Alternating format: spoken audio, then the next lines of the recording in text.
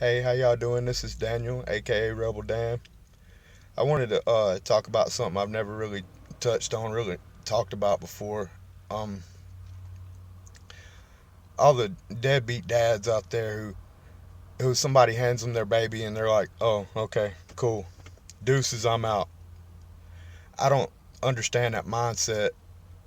It don't compute with me. I can't conceive of it. I've never really just looked forward my whole life to having a kid, but I always thought it would be pretty cool to see another version of myself. And when I did, I fell in love with her instantly. And I couldn't imagine willingly. And I say that with emphasis because I'm going to touch on that here in just a second. But how you can willingly just not be around your kid. I don't understand that. About 10 years ago, well, maybe 11, well, no, 10 years ago, it was 2009. I was supposed to pick up my daughter at about 7 o'clock to spend the week, so her to spend the weekend with me. And instead of getting my daughter, I got a text message from my ex wife saying, sorry, it's hard for me to talk about. I got a text message from my ex wife saying, Daniel, we're moving across the country. You're never going to see us again. So just forget about us. And I felt my heart just drop into my stomach. I didn't know what to do. I was hyperventilating. I collapsed. I was I had never been out of Mississippi or Alabama in my entire life. So her being in Portland, Oregon, which I didn't even know she was in Portland, Oregon at the time. I just knew she was very far away from me.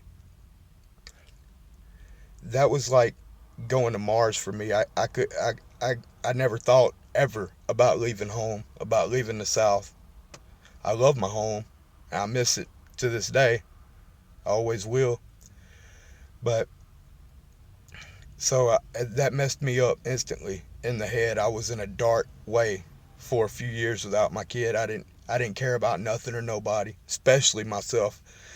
I hated myself for letting all of this happen. And I ended up finding where she was.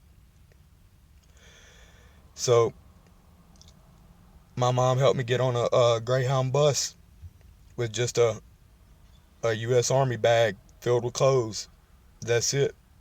And I headed to Portland, Oregon. Well, I headed to Idaho. I lived in Idaho for just a little while because I ended up liking the state and I knew a few people there.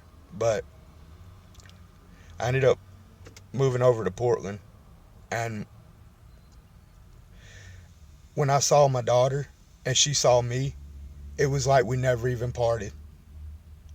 It was like we've been together this whole time. She immediately accepted me, and I'd never been happier in my life than that day I saw her. I couldn't take my eyes off of her. I was trying hard to keep my composure and not cry and break down in front of her.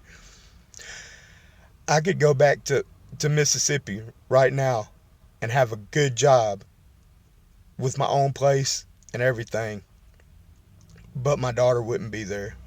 And I can't have that. I'm not whole without her.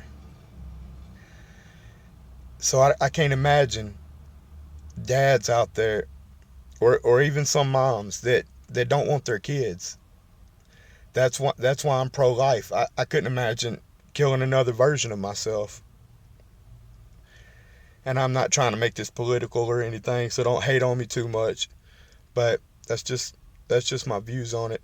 And I'm still homeless at the moment, still pushing through, but I see my daughter as much as I can, and that helps me keep myself going. And it's important. Kids need both parents in their lives. They need the mom and the dad for different types of structures. And not taking anything away from the single parents out there. I know y'all are playing both roles, but it's really good to have both parents. So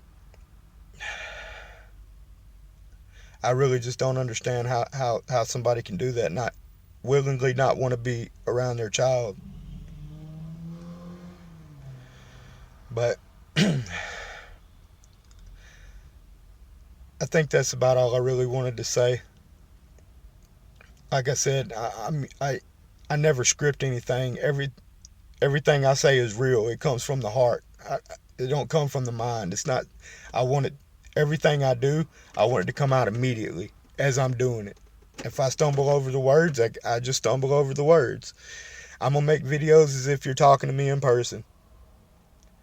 So I do a lot of different stuff. I don't know. I think I'm pretty interesting. Like and subscribe. Thank you.